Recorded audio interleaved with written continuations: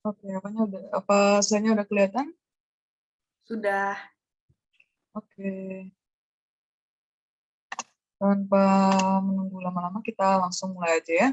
Jadi, selamat malam buat teman-teman yang sudah join. Hari ini saya dengan Valeska. Hari ini kita akan belajar sama-sama dan juga kita akan review ulang lagi mengenai basic wound healing dan juga suturing ya. Kalau misalnya nanti di tengah-tengah presentasi misalkan ada misalnya suara aku tiba-tiba hilang atau misalnya screen-nya tiba-tiba hilang, boleh langsung open mic-nya aja ataupun di chat ya biar nanti aku bisa tahu. Oke, kita langsung masuk aja ya. Nah, jadi pertama-tama kita belajar dulu nih tentang wound healing. Secara umum wound healing ini dibagi menjadi tiga fase. Yang pertama adalah inflammatory phase. Inflammatory phase ini adalah fase yang paling awal pada saat terjadinya suatu luka, lalu dia akan berusaha untuk sembuh ya. Jadi platelet dan juga awalnya itu akan terjadi dulu hemostasis sehingga terjadilah fibrin clot dan terjadilah platelet dan juga berbagai faktor-faktor perdarahan ya yang membuat suatu pembekuan darah di site of the wound atau pada lokasi lukanya ya. Lalu dia akan merangsang keluarnya dari faktor-faktor inflamatori atau faktor-faktor inflamasi ya. Lalu karena adanya faktor-faktor inflamasi ini, maka vascular permeability atau permeabilitas dari vaskular di daerah sini dia akan meningkat sehingga menyebabkan suatu tanda-tanda inflamasi. Misalnya kalau increase vascular permeability maka dia akan menjadi merah ya, dan juga terjadinya migrasi dari sel-sel ke dalam dari site of the wound ini. Nah, setelah itu yang kedua akan terjadinya suatu fase proliferasi. Proliferasi ini merupakan fase yang kedua, di mana dia akan terjadi dari hari kelima sampai dengan hari ke 3 minggu ya. Jadi dalam 3 minggu itu dia akan terjadi suatu angiogenesis atau pembentukan vaskularisasi yang baru. Lalu terjadi suatunya fibroplasia atau proliferasi dari fibros ya. Lalu juga terjadi suatu epiteliasasi atau terjadinya suatu pendekatan dari pinggir-pinggir dari luka ya. Jadi di sini pinggir yang sebelah kiri dan juga pinggir yang sebelah kanan dia akan nanti lama-lama akan terjadi suatu namanya epiteliasasi ya. Yang ketiga adalah fase yang terakhir dan juga fase yang paling lama dalam wound healing. Nah, jadi namanya adalah fase maturasi di mana akan terjadi suatu wound contraction dan juga suatu remodeling. Nah, pada saat fase maturasi ini maka akan terjadi suatu yang namanya granulasi. Granulasi itu dia terjadi di bagian lebih dalam di sini. Sedangkan kalau epitelialisasi tadi kan di bagian epidermis ya. Kalau misalnya granulasi itu dia akan terjadinya di bagian lebih dalam, jadi di bagian dermis dan di bawahnya. Lalu dia akan terjadi suatu proliferasi atau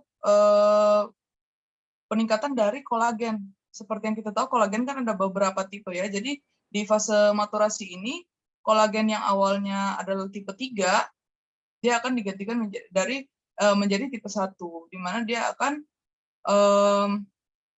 membuat jaringan yang rapuh ini atau yang luka ini dia akan menjadi lebih kuat ya. Nah, begitu kira-kira sehingga kita bisa mengklasifikasikan wound atau luka itu menjadi berdasarkan time frame-nya. Kita bisa akan bagi menjadi dua. Yang pertama adalah acute wound. Acute wound ini ada beberapa literatur yang mendefinisikan dia sebagai luka yang sembuh setelah treatment diberikan selama 4 minggu. Lalu ada pun juga chronic wound, di mana chronic wound ini didefinisikan oleh beberapa literatur bahwa luka-luka yang tidak sembuh setelah treatment selama 4 minggu akan diklasifikasikan sebagai chronic wound. Namun ada juga beberapa literatur yang mengklasifikasikan ini setelah misalnya 3 bulan ada treatment ataupun 3 minggu treatment, bervariasi ya. Jadi sebenarnya apa sih perbedaan dari acute wound dan juga chronic wound ini? Nah, biasanya kalau misalnya acute wound itu dia akan melewati fase-fase ini nih, inflamatori, proliferasi, dan juga maturasi. Sedangkan kalau misalnya dia chronic wound, dia akan stuck atau dia akan tetap terus-menerus di fase inflamatori. Nah, contoh-contoh dari kronik ini yang biasa kita bisa lihat di klinis ya, misalnya ulcus decubitus, atau misalnya arterial ulcer, ataupun vein ulcer, dan juga bisa biasanya ulkus-ulkus diabetik ya.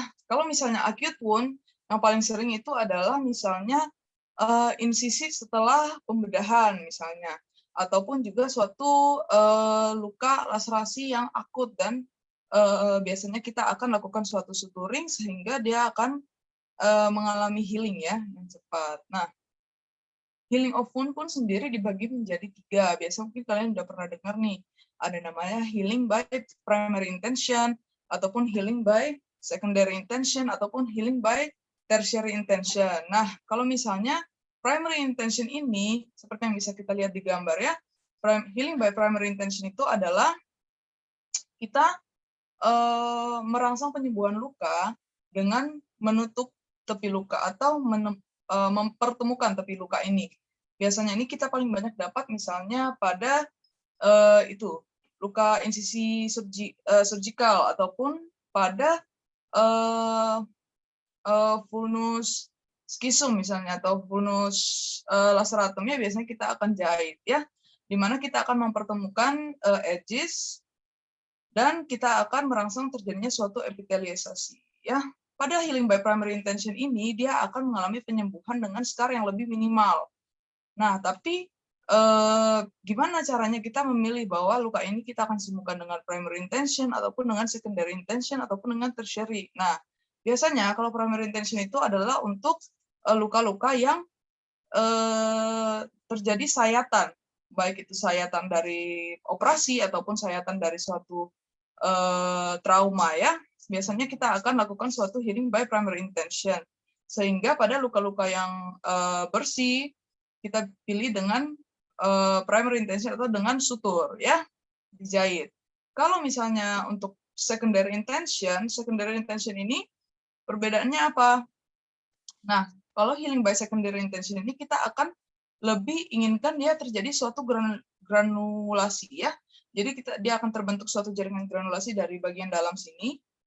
Dia akan pelan-pelan terbentuk granulasi dan epitelialisasi pada terakhir, sehingga dia akan mengakibatkan suatu scar atau bekas luka yang lebih besar dibandingkan primary intention. Nah, kapan kita memilih secondary intention? Misalnya pada luka-luka dengan tepi yang nggak bisa bertemu, atau pada luka-luka yang lebar ya, misalnya pada ulcus decubitus atau misalnya ulcus diabeticum, itu kan nggak pernah ya kita temukan ulcus decubitus itu kita jahit ya. Nah, ini kita healingnya by secondary intention. Nah, adapun tertiary intention ini sebenarnya kadang juga di nama lainnya adalah delayed primary intention. Kenapa? Karena tertiary intention ini secara esensial kita akan melakukan secondary intention selama biasanya 24-48 jam, biasanya pada luka-luka dengan risiko infeksi ya, sehingga kita akan membiarkan luka itu terbuka dulu selama 24-48 jam, lalu setelah itu kita akan tutup dia dengan primary intention. Jadi dia merupakan delayed primary intention ya, nama lainnya ya. Nah, oh iya, kalau saya secondary intention juga biasa pada luka-luka dengan infeksi berat. Ya, kalau misalnya ada infeksi berat, maka kita harus lakukan dengan secondary intention untuk meminimalisir dari bakterianya ya. Oke, faktor-faktor apa aja sih yang bisa mempengaruhi imun healing atau penyembuhan luka itu? Nah, kita bagi secara besar menjadi 2, yaitu lokal dan juga sistemik. Kalau misalnya lokal, maka beberapa faktor pada lokasi luka tersebut, misalnya terjadi suatu mechanical injury atau mechanical trauma, atau yang paling sering adalah infeksi. Nah, bisa juga oleh karena hypoperfusion atau hipoksia, ataupun terjadi suatu iskemik atau nekrosis. Misalnya kalau kita melakukan suatu suturing yang tidak tepat, misalnya kita terlalu kenceng ngikatnya ya, atau misalnya terjadi suatu paparan radiasi yang tinggi pada daerah yang baru saja luka, ataupun terjadi suatu kontaminasi dari zat foreign apapun ya. yang bisa mengiritasi, sehingga faktor-faktor lokal inilah yang bisa membuat wound healing atau penyembuhan luka itu menjadi lebih lama. Nah, selanjutnya adalah faktor-faktor sistemik. Nah, kita tahu pada usia yang lebih lanjut, maka regenerasi kolagen dan juga sel-sel di tubuh itu lebih lambat. Apalagi jika ada malnutrisi ataupun ada konsumsi obat-obatan tertentu, ataupun ada suatu kondisi imunodefisiensi, obesitas, smoking, ataupun ada terjadi suatu disorder atau penyakit metabolik ataupun penyakit connective tissue ya atau jaringan. Itu akan membuat penyembuhan luka itu menjadi kurang baik ya. Selanjutnya adalah kita masuk ke treatment of wound. Nah, treatment of wound ini kita akan bagi secara lokal dan sistemik. Ya, seperti biasa, pasti kita akan melakukan suatu history taking dan physical examination. Ya, pada saat ada pasien datang dengan suatu luka, misalnya dengan suatu trauma, apa aja sih yang harus kita catat dari apa saja sih yang harus kita laporkan dari konfigurasi luka tersebut, atau apa aja yang kita harus deskripsikan ya.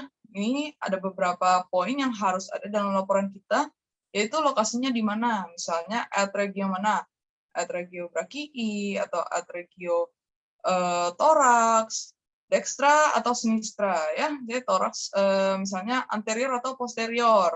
Lalu kita juga harus laporkan ukurannya. Ukurannya berapa panjang, dan juga biasanya ada suatu shape atau configuration, misalnya bentuknya setengah lingkaran, atau misalnya bentuknya yang lain lah gitu. Misalnya dia biasanya sih paling sering panjang, lurus, ataupun dia miringnya setengah lingkaran. Lalu juga adanya suatu pinggir atau tepi luka yang harus kita laporkan ya, pinggir tepi lukanya rata ataukah tidak rata ya. Lalu apa dasar dari luka tersebut? Misalnya struktur yang bisa kamu visualisasi apa? Misalnya otot, ataupun dasarnya adalah tulang ya. Lalu bisa kita tambahkan mekanisme atau nature dari luka tersebut. Misalnya luka tersebut terjadi karena apa? Misalnya pasien mengalami suatu kecelakaan lalu lintas, dia jatuh kena apa? Kena aspal, atau kena motornya, atau misalnya kena trotoar ya. Lalu juga penting kita tambahkan kontaminasi. Kontaminasi apa? Misalnya pasiennya sedang memperbaiki misalnya gardu listrik, lalu dia jatuhnya di mana? Di sawah. Jadi kontaminasinya adalah misalnya lumpur atau misalnya tanah gitu ya. Nah, lalu kita juga bisa mendokumentasikan apakah ada drainage, apakah ada nyeri, dan juga apakah ada suatu impairment atau berkurangnya dari range of movement ya. Lalu untuk treatment of wound sendiri kita juga bagi menjadi local care dan juga systemic care. Nah, untuk local care ini yang biasanya kalian akan butuhkan untuk oske bedah. Biasanya kalau misalnya kalian ada soal yang mengarahkan kalian untuk melakukan suatu suturing, maka kalian harus lakukan suturing ya di tempat yang sesuai dengan soalnya gitu misalnya ya. Nah, jadi jangan lupa kalau misalnya OSCE itu yang harus kamu lakukan adalah perkenalan diri, konfirmasi identitas pasien, lalu kamu melakukan informed consent, dan juga cuci tangan. Lalu kamu lakukan persiapan dari alat-alat kamu ya. Nah, kalau misalnya untuk suturing, kamu juga harus melakukan suatu namanya edukasi. Jadi sebelum kamu minta pasien untuk informed consent, kamu harus kasih tahu ke pasiennya, Bapak atau Ibu, saya akan lakukan penjahitan. Penjahitan ini gunanya untuk apa? Gunanya biar lukanya cepat sembuh. Kalau misalnya saya nggak lakukan penjahitan, nanti lukanya terbuka terus, bisa infeksi terus, lalu bisa makin parah gitu ya. Atau misalnya lukanya berdarah terus, sehingga ibu bisa nanti kekurangan darah, misalnya gitu. Lalu bisa juga, kamu juga sekalian inform consent untuk dilakukannya suatu tetanus profilaksis. Ibu, nanti saya akan suntikan vaksin tetanus ya. Ini gunanya untuk mencegah nanti terjadinya ibu sakit tetanus Tapi aku cemas. yang bisa bikin ibu misalnya kejang, atau misalnya yang lainnya, penyakit tetanus. Lalu setelah kamu inform konsen, kamu akan lakukan suatu tindakan suturing. Tindakan suturing sebelum itu kamu harus bersihkan dulu lukanya dengan irigasi. Irigasi ini kamu lakukan dengan normal salin paling bagus ya. Jadi kamu lakukan dengan suatu high pressure biasanya. Kamu bisa lakukan dengan pakai normal salin yang di NS yang di Kolev. Kamu langsung semprotkan ke luka bisa. Bisa juga kamu lakukan taruh NS-nya ke dalam siring, lalu kamu semprotkan ya. Jadi dia bisa high pressure sehingga kontaminan-kontaminan yang ada di luka itu bisa wash away gitu ya. Lalu setelah itu kamu akan lakukan lokal anesthesia dan juga tindakan suturing. Tapi sebelum itu ingat ya, jadi kalau kamu pertama melakukan irigasi itu kamu akan pakai sarung tangan non steril. Setelah itu saat kamu akan lakukan suatu lokal anestesia, draping dan lain-lain, kamu harus lakukan itu dengan steril. Jadi kamu harus ganti glove, pakai glove steril, lalu sediakan area steril kamu. Jadi lokal anestesia kamu itu harus steril juga. Ya, entah biasanya sih kan paling umum pakainya lidocaine ya, lidocaine. Jadi kamu buka, kamu taruh di samping siringnya itu kamu buka di area steril.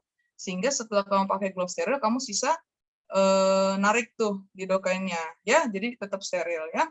Setelah itu kamu suntikan lokal anestesia, kamu lakukan suatu infiltrasi dari luka. Jadi kamu suntikan masuk sekitar 30 derajat itu kamu masuk, lalu sambil kamu tusukkan, suntik, lalu sambil kamu tarik, sambil kamu suntikan masuk lidocaine-nya ya.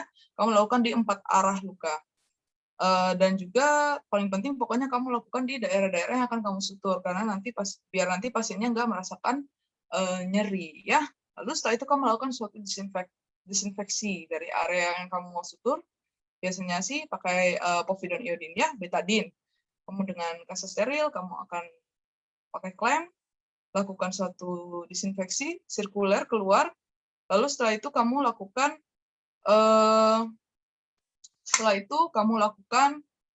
draping atau pemasangan duk bolong ya, duk bolong. Setelah itu kamu lakukan siapkan suturmu dan juga minor setnya, lalu kamu akan lakukan suturing ya. Nah, di sini kita nggak akan terlalu banyak bahas mengenai wound dressing ya. Mungkin nanti kalau misalnya teman-teman ingin tahu mengenai wound dressing dan juga wound management yang lebih dalam, mungkin nanti kita akan bikin kelas yang selanjutnya ya. Tapi yang perlu kalian tahu bahwa wound dressing ini sebenarnya gunanya buat apa sih? Gunanya itu adalah menyediakan suatu kondisi ataupun kondisi yang terbaik untuk mempercepat penyembuhan luka. Jadi yang terbaik adalah apa? Misalnya dia harus lembab, mengurangi risiko infeksi, menyerap eksudat, dan lain-lainnya. Dia akan terbagi menjadi primary dan secondary dressing. Biasanya yang paling umum kita dan umum yang paling sederhana yang akan kita pakai adalah gauze ya. Gauze-nya itu bisa dengan parafin atau misalnya dengan antibiotik ataupun misalnya dengan bahan-bahan yang lainnya yang bisa ditambahkan ataupun juga gauze yang steril saja tanpa tambahan bahan kimia lainnya. Lalu setelah local care maka kita akan lakukan systemic care. Systemic care adalah kita memberikan suatu tetanus profilaksis atau vaksin ya, biasanya TT ataupun HTIG ya, bisa juga TD ya. Lalu kita akan berikan antibiotik oral ya. Nah, kapan sih kita memberikan tetanus profilaksis? Nah, ini kita bisa membagi suatu luka itu menjadi suatu luka yang bersih dan minor, ataupun luka-luka yang lain. Misalnya dia terkontaminasi, misalnya dengan tanah, dengan feses, ataupun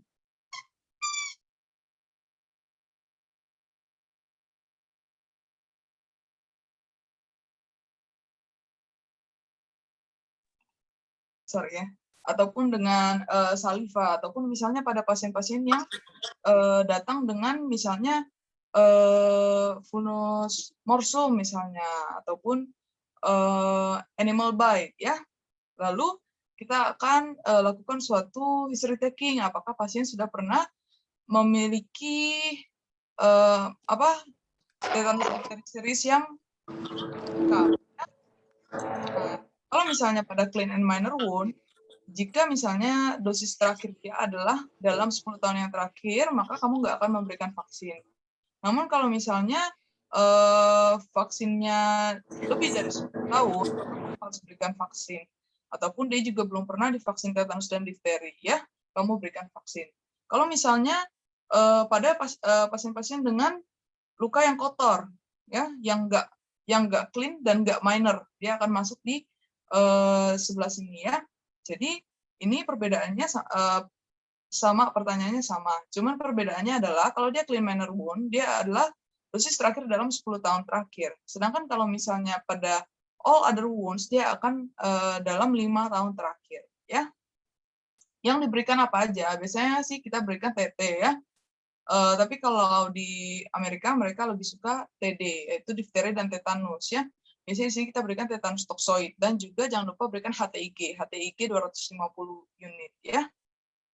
Oke, selanjutnya ini merupakan abnormal wound healing, ya. Jadi ini merupakan suatu penyembuhan luka yang eksesif atau berlebihan. Kita sebut dia sebagai abnormal wound healing. Dia akan dibagi menjadi 2 kategori besar yang paling sering, yaitu adalah keloid dan juga hypertrophic scar.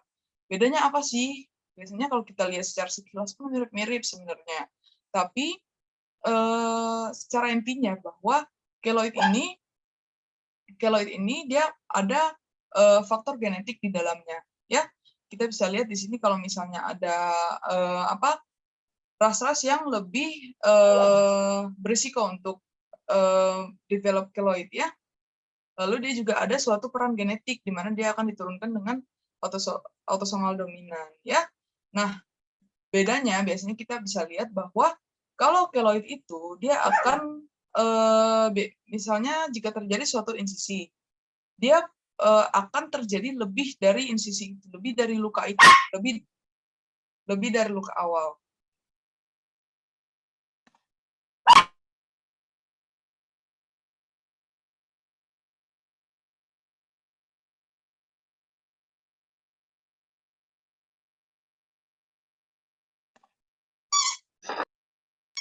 Oke, sorry ya. Nah, sedangkan kalau misalnya dia hypertrophic scar ini dia akan paralel. Jadi kolagen fibernya itu akan berjalan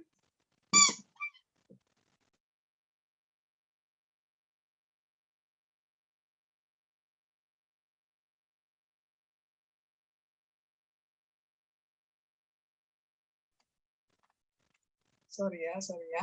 Nah, kita lanjut lagi. Jadi kalau misalnya dia hypertrophic scar, dia akan kolagen fibernya ini dia nggak akan melebihi dari insisi lukanya.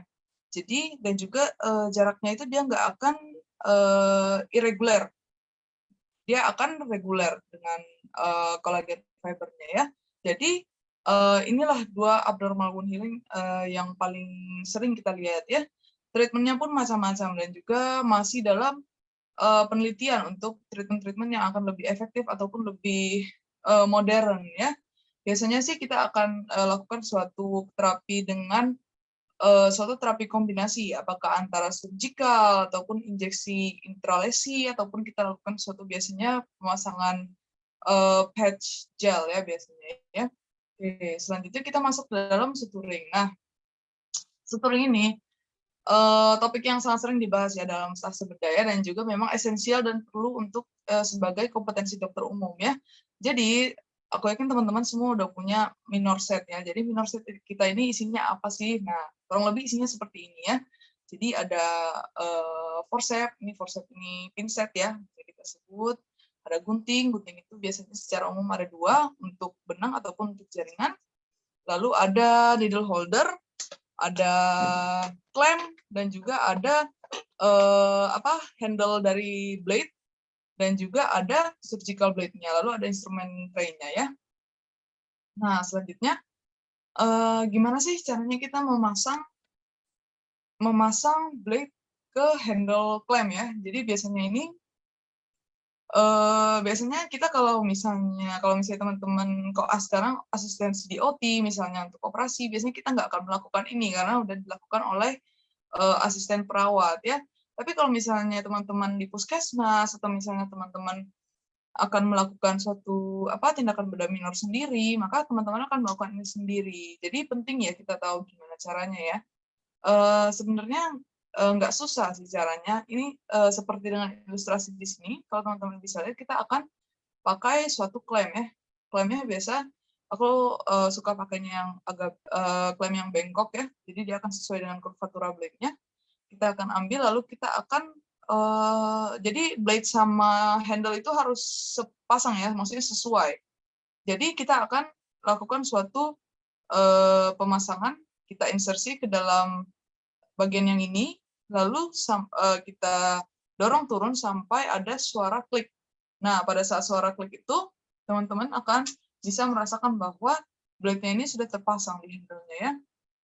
Nah, ini cara untuk memegang scalpel-nya yang benar. Ini di anatomical snuff box, dia akan bersandar di sini, lalu teman-teman akan memegang dengan cara begini ya, kita lakukan insisi dengan teman-teman tangan kirinya menegangkan tisu atau jaringan yang kulit atau jaringan yang akan teman-teman potong ya. Jadi insisinya itu rapi dan juga stabil ya.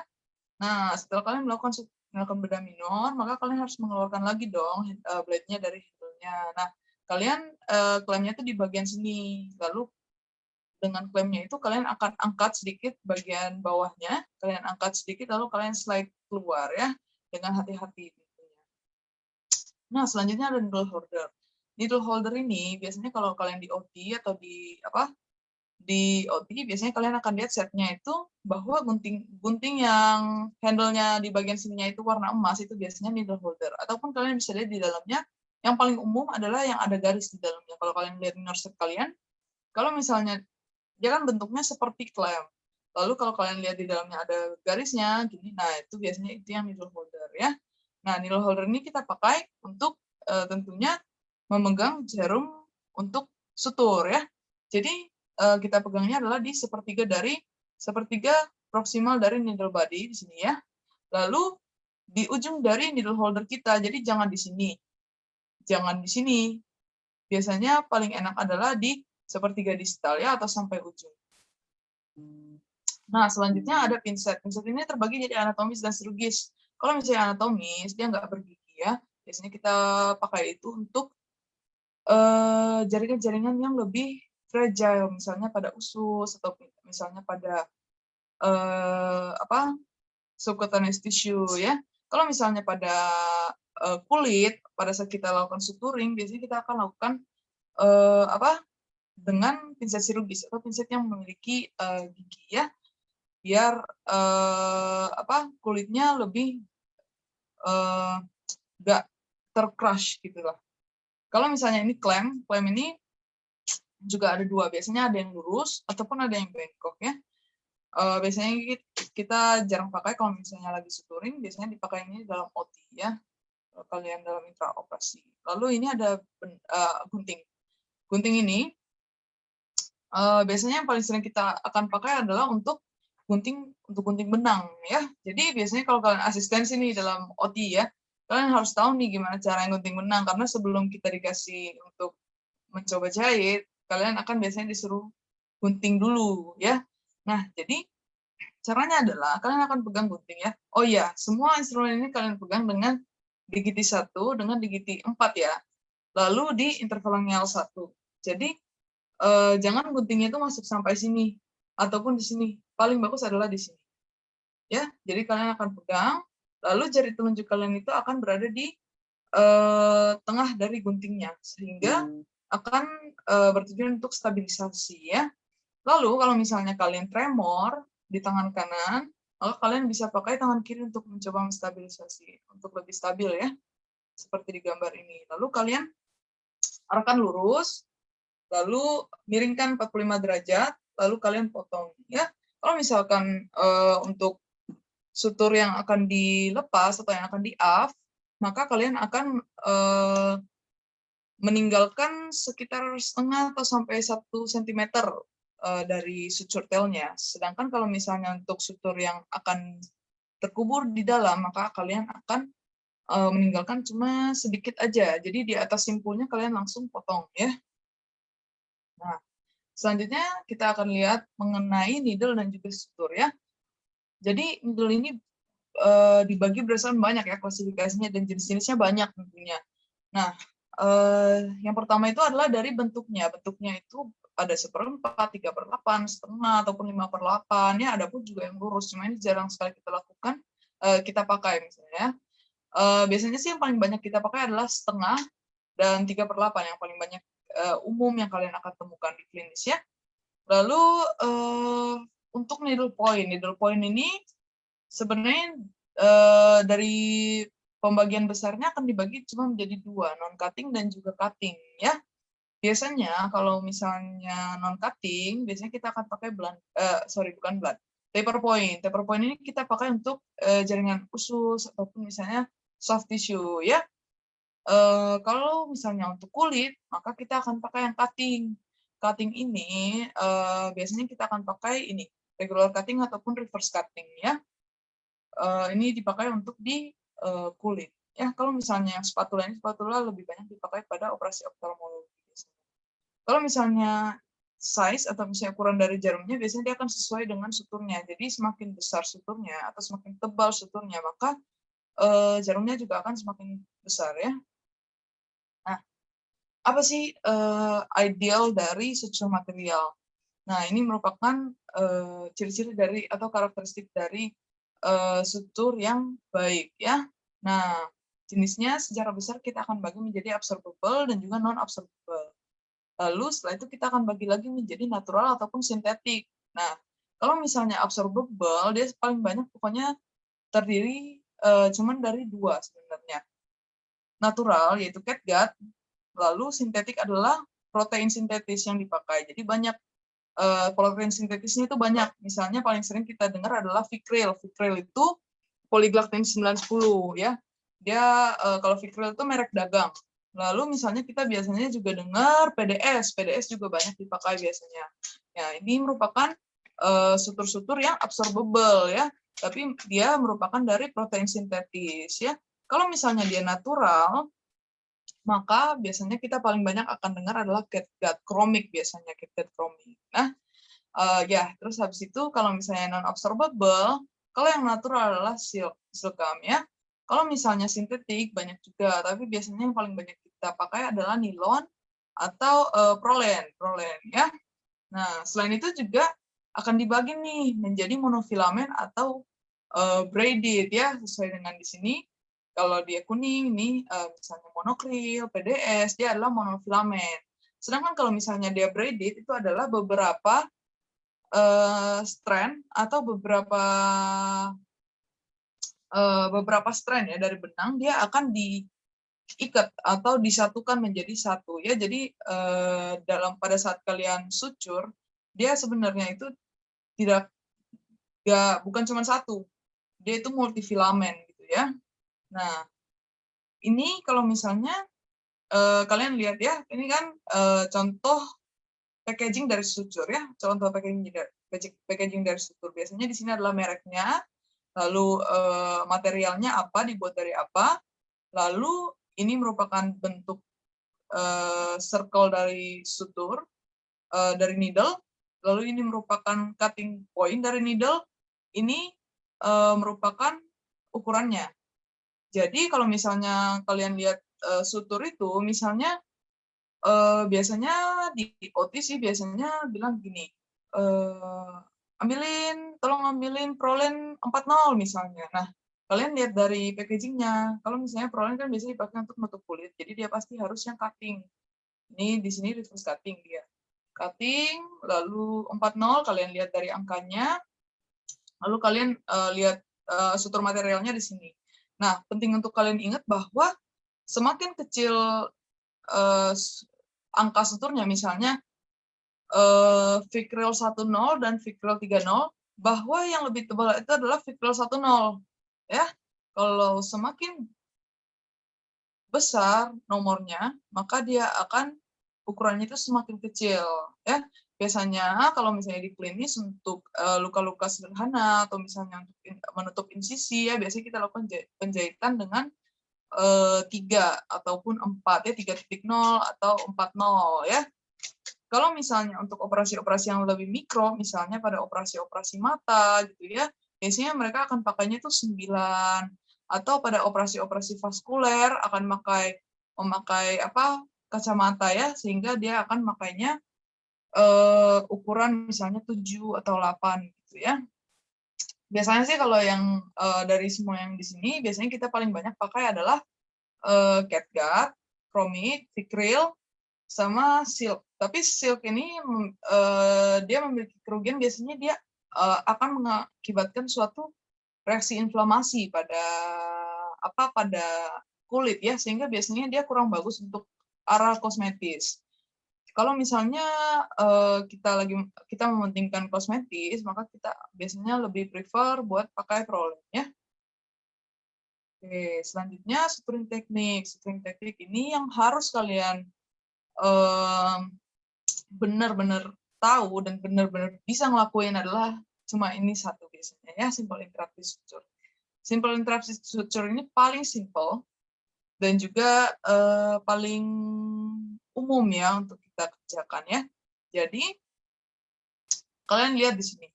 Kalau misalnya kalian lakukan suatu simple interrupted suture, ini merupakan wound edges ya. Ini merupakan wound garis dari wound atau garis dari luka. Kita akan mempertemukan ujung sini dan juga ujung sini ya. Jadi pada saat kalian memasukkan jarum ke dalam jaringan atau ke dalam kulit, jarak dari tepi luka sini ke sini dan jarak dari tepi luka ke seberangnya harus sama, sehingga nanti kalian akan mendapatkan suatu luka dengan aposisi atau tepi yang menyatu dengan rata. Karena kalau kalian salah satunya lebih sempit, lalu keluarnya lebih jauh di sini, nanti dia nggak akan rata, dan juga penyembuhannya tentu nggak akan maksimal ya. Nah, ini kalian lihat, ini jarak dari sini ke sini harus sama ya. Lalu ada namanya knot. Knot ini merupakan kalian punya simpul ya. Simpul kalian itu nggak boleh satu di kiri, satu di kanan, satu di kiri. Ntar mau gua di kiri, di kanan, kiri, kanan gitu ya. Nggak boleh ya.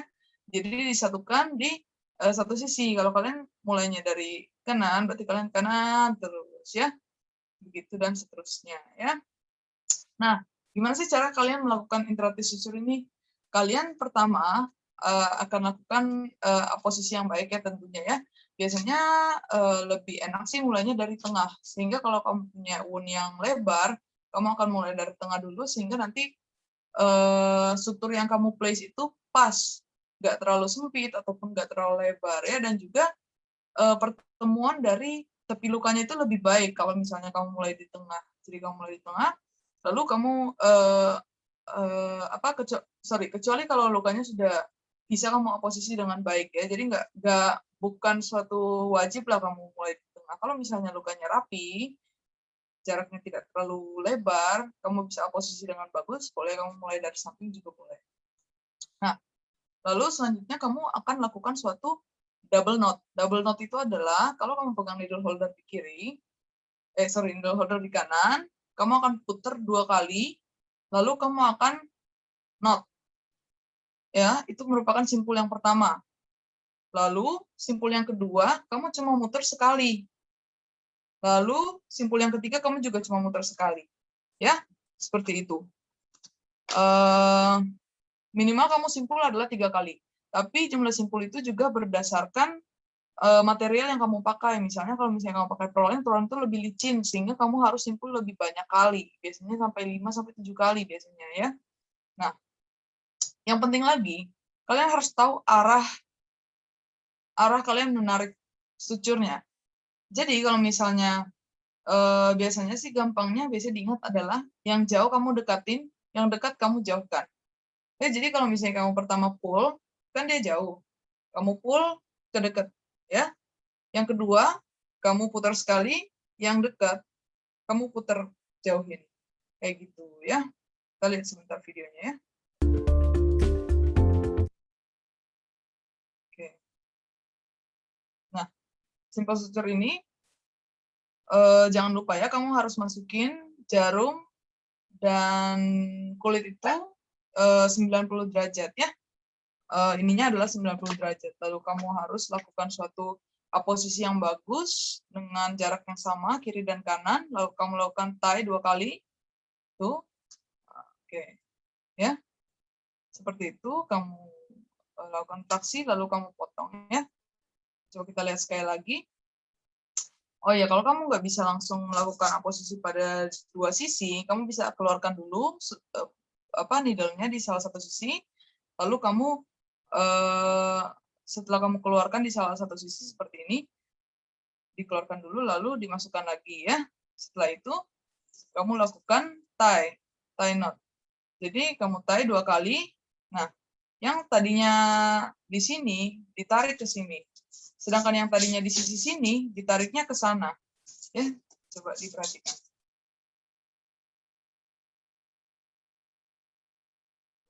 Seperti itu ya. Ya, hasilnya akan seperti itu. Oke. Nah, selanjutnya adalah vertical matras. Vertical matras ini biasanya kita lakukan pada luka-luka dengan jarak yang agak jauh antara tepi sini dan juga tepi seberangnya ya. Jadi biasanya nama lain dari vertical matras ini adalah far near near. Jadi kamu lakukan sutur jauh dulu, lalu kamu backhand atau kembalikan arah sutur kamu menjadi dekat-dekat. Jadi nanti akan menghasilkan suatu sutur yang seperti ini ya, seperti ini. Lalu kamu ikat seperti yang tadi simple interrupted. Coba kita nonton video sebentar ya. Next, I'm going to show you a little more complex suture, the vertical mattress suture. Untuk vertical matras ini, sini ya. Jadi kita lakukan dulu jahitan agak jauh ya, agak jauh ya. Lalu setelah itu kita akan lakukan backhand.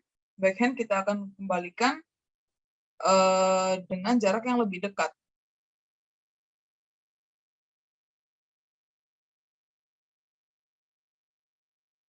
Lalu kita akan ikat, yang dekat dijauhkan, yang jauh didekatkan ya.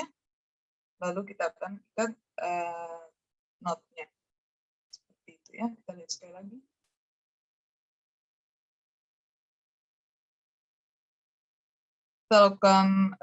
Kita lakukan agak jauh dulu ya. Jadi pertama kita jahit agak jauh. Lalu kita tarik. Pada saat kalian tarik ya, jangan ininya jangan terlalu pendek. Karena saat kalian akan melakukan backhand lagi, biasanya ini ketarik. Jadi kalian Jadi nanti kalian harus melakukan penusukan ulang ya. Nah, kita lakukan near ya. Setelah itu kita tie. Jadi yang di sini kita tie dengan yang tadinya awal. Ya. Oke, 3 kali seperti itu ya. Nah, selanjutnya adalah horizontal matras. Horizontal matras ini juga untuk luka-luka yang agak sulit untuk kita tutup dengan simple interrupted saja, atau dengan simple interrupted dia tidak cukup. Ya, jadi kita akan lakukan horizontal matras. Bedanya adalah dia ini kita akan lakukan suatu seperti simple interrupted ya. Lalu kita akan lakukan di sebelahnya. Lalu kita akan lakukan simple interrupted ke arah sebaliknya. Lalu kita tie ya. Kita lihat.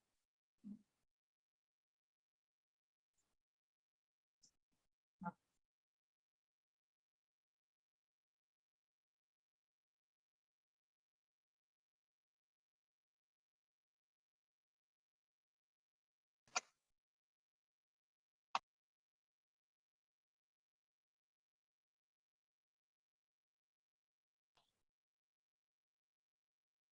Oke, jadi kita lakukan seperti simple interrupted ya. Lalu kita backhand kita lakukan di sebelahnya, sehingga kita akan mendapatkan sutur seperti ini ya, seperti yang di video. Lalu kita tie seperti biasa ya. Kalau kita tie sutur 2 kali dulu, lalu sekali ya. Nah, selanjutnya continuous suture. Continuous suture ini agak jarang kita lakukan. Biasanya pun kalau kamu mau melakukan continuous suture ini lebih enak kalau misalnya ada asisten yang bisa membantu ya. Jadi biasanya continuous suture ini paling banyak sih dilakukan pada saat kita lakukan operasi di bagian abdomen. Sehingga kalau kita akan jahit peritoneum, biasanya kita akan menjahitnya dengan continuous suture ya. Nah, continuous suture ini lebih cepat biasanya untuk kita lakukan karena kita nggak perlu melakukan suatu knot tiap kali, kita nggak perlu simpul tiap kali kita selesai menjahit dari satu sisi ke sisi yang lain ya.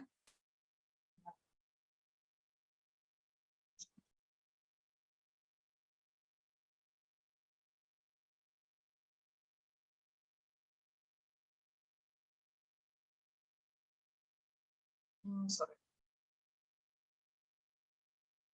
Oke. Jadi untuk memulai continuous suture itu, pertama kali kita akan melakukan seperti simple interrupted ya. Simple interrupted, lalu kita akan simpul seperti simple interrupted yang biasanya ya. Kita akan simpul, namun cuma satu yang dipotong atau yang digunting ya. Yang panjang kita akan lanjut untuk melanjutkan sutur. Nah, kita akan lakukan tetap seperti sutur ini ya, simple interrupted ya, namun kita nggak akan potong benangnya. Nah, bisa kita lihat lebih cepat ya kalau misalnya kita seperti ini. Namun kerugiannya adalah jika terjadi suatu infeksi atau misalnya suatu deep infection, kita harus melepaskan semua suturnya. Jadi luas ya areanya. Nah, itu kita akan tie seperti biasa 3 kali tie ya. Lalu kita akan gunting sisanya. Nah, selanjutnya adalah subcuticular suture. Nah, subcuticular suture ini biasanya agak sulit ya bagi teman-teman yang misalnya baru pertama belajar ya. Biasanya untuk subcuticular suture ini kita lakukan untuk mendapatkan hasil kosmetik yang paling baik ya. Jadi karena subcuticular suture ini kita nggak akan ada jahitan yang muncul di atas permukaan kulit ya. Jadi dia akan ada di antara di bawah epidermis ya. Jadi kalau teman-teman ingin melakukan subcuticular suture, kita harus memastikan dulu bahwa lukanya itu nggak memiliki suatu tensionnya sangat-sangat minimal ya.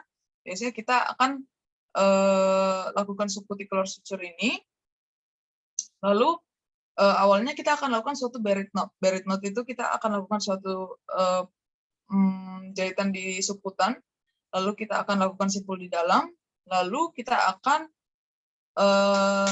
mulai dari ujungnya untuk subcuticular. Coba kita lihat videonya.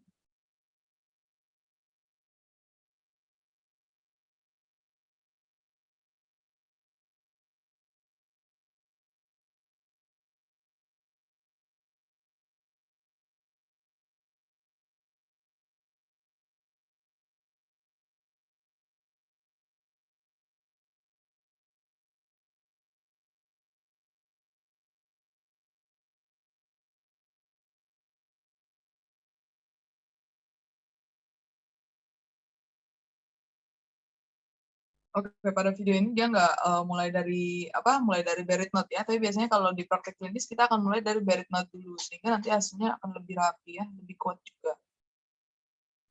Ini dia akan lakukan subcuticular suture di sisi yang berseberangan ya. Terus-menerus kita lakukan posisi yang baik ya, sehingga nanti pokoknya kalau misalnya kita lakukan suatu sutur ataupun wound healing, target kita adalah penyembuhan luka semaksimal dan terbaik mungkin ya. Sehingga kalau paling baik adalah paling mirip dengan jaringan sebelum dia luka. Ya, meskipun kadang pun itu nggak bisa kita achieve ya. Untuk setelah selesai subcuticular suture, biasanya teman-teman cuma akan lakukan suatu kita akan keluarkan suturnya ya. Jadi kita akan lakukan suatu penusukan jarum ke ini, seperti ini, ke arah sini. Biasanya kita akan lakukan ini sebanyak 2-3 kali. Jadi bisa lebih panjang, lalu kita potong, ataupun bisa biasanya bentuk segitiga. Lalu setelah itu kita akan gunting ya. Guntingnya ini setelah kamu gunting, benangnya akan hilang masuk ke dalam karena dia akan ketarik oleh luka yang di sini ya. Biasanya paling banyak kita lihat adalah pada pos SC atau sesar ya. Biasanya kan kalau sesar nutupnya adalah pakai subcuticular suture ya. Nah, selanjutnya ini kapan sih kita harus mengangkat jahitan ya? Biasanya setelah kita jahit, kita akan minta pasiennya untuk menjaga kesehatan atau menjaga kebersihan lukanya, lalu kita akan minta pasien untuk kontrol kembali untuk pengangkatan jahitan ya. Pengangkatan jahitan itu bisa dibagi berdasarkan waktunya, berdasarkan areanya, area anatomisnya. Biasanya kalau misalnya di muka atau wajah, biasanya 3-5 hari kita bisa udah buka. Biasanya sih kalau di tangan atau misalnya di ekstremitas itu lebih lama. Apalagi kalau di tempat-tempat dengan tension yang tinggi, misalnya pas di persendian atau misalnya pada otot-otot yang sering dipakai dalam pekerjaan sehari-hari ya, biasanya itu akan lebih lama sembuhnya karena tensinya lebih tinggi, sehingga kamu lihat kalau misalnya dia di lower extremity atau misalnya dia di telapak tangan, telapak kaki, biasanya dia butuh waktu yang lebih lama untuk menyatu atau untuk penyembuhan luka yang maksimal ya. Jadi biasanya butuh 2-3 minggu untuk kamu untuk diangkat jahitannya. Emang kenapa sih kalau misalnya kalau misalnya lukanya udah nutup nih, tapi pasiennya nggak datang-datang kontrol misalnya. Kenapa sih emangnya kalau lukanya lama baru diangkat jahitannya? Nah, kalau misalnya teman-teman udah pernah lihat, biasanya dia akan kalau misalnya setelah dijahit, biasanya dia akan menimbulkan suatu inflamasi dari benangnya. Jadi akan terjadi suatu suture mark namanya. Suture marknya itu adalah bayangan atau tanda-tanda dari suturnya. Jadi untuk kosmetisnya tidak terlalu bagus ya, kurang bagus kalau misalnya kita tinggalkan lebih lama dari yang seharusnya. Nah, apakah waktu-waktu ini pakem gitu harus 3 hari, harus 5 hari? Enggak juga.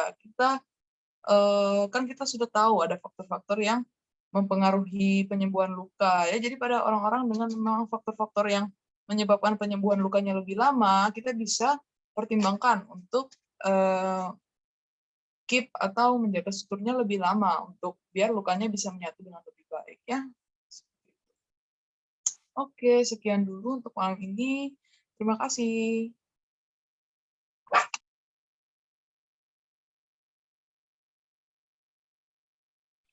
Oke, terima kasih banyak Valeska untuk penjelasannya yang sangat jelas pada hari ini. Kira-kira buat teman-teman ada yang mau nanya nggak ya? Kalau ada yang mau nanya boleh langsung chat di kolom chat di bawah supaya nanti kalau misalnya ada pertanyaan langsung dijawab sama Valeska. Oke, sambil menunggu ini aku mau kirimin feedback formnya dulu. Mungkin buat teman-teman bisa dibantu untuk diisi feedback formnya.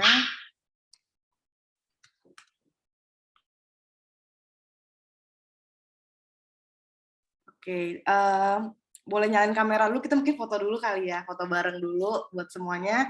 Yang udah ikut kelas Valeska, kita foto bareng dulu. Ayo teman-teman, nyalakan kamera. Ada lumayan rame nih, ada 36 yang ikut ya hari ini ya. Ayo teman-teman, kita foto dulu ya. Nyalain kameranya dulu. Mungkin kalau pada malu-malu nih, boleh kasih reaction kali ya. Kasih jempol atau apa. Tuh, jadi, nah itu ada kalau dia sudah memberikan jempol. Oke, kita foto dulu ya. 1, 2, 3. Oke, thank you ya udah kasih reaction. Oke, apakah masih ada yang mau bertanya di kolom chat? Jangan lupa ya untuk diisi Google Form-nya, nanti setelah itu nanti slide-nya mungkin akan dikirim ke grup WA. Oke, ini ada yang raise hand nih, Eki Chandra. Oke, boleh kalau mau ngomong langsung juga boleh nih. Nggak jadi ya?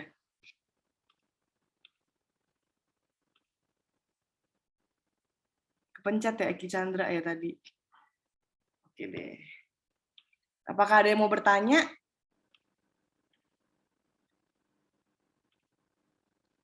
Oke, kita tunggu sebentar lagi ya mungkin ya kalau masih ada yang mau bertanya. Mungkin Ini udah jelas teman-teman banget banyak nih yang penjelasan dari Dokter Valeska hari ini, jadi nggak ada yang mau bertanya lagi ya. Udah pada sangat jelas pada dengan video-videonya tadi. biasanya kalau week 2 masih santai, belum belajar OSC. Jadi ini masih santai aja. Iya, Jadi kalau betul. udah deket-deket OSC biasanya agak ini nih, panik nih. Kalau panik kan jadi lupa ngeblank gitu. Jadi harus sering diulang-ulang.